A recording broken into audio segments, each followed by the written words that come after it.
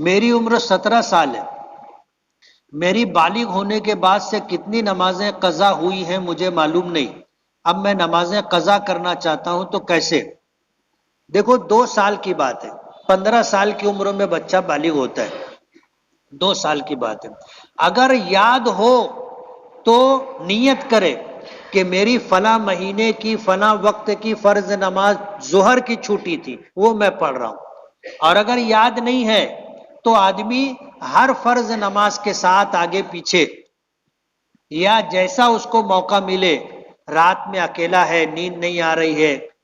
دن بھر کی نمازیں پڑھ چکا ہے، اب جو نمازیں اس کی قضا ہو گئی ہیں ان کو پڑھنا چاہے تو اس طرح پڑھے کہ میری جو فجر کی پہلی نماز چھوٹی تھی وہ پڑھ رہا ہوں،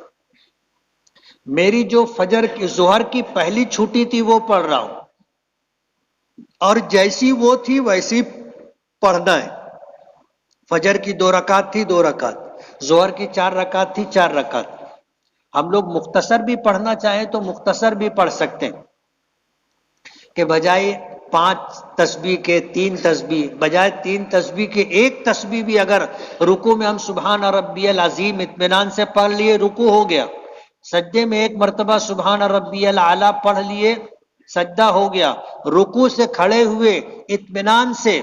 1 مرتبہ سبحان ربی الاعلیٰ یا سبحان ربی العظیم کہنے کی مقدار کھڑے رہے، قومہ ہو گیا، 2 سجدوں کے درمیان اتنی دیر بیٹھ گئے کہ 1 مرتبہ تسبیح پڑھ سکتے تھے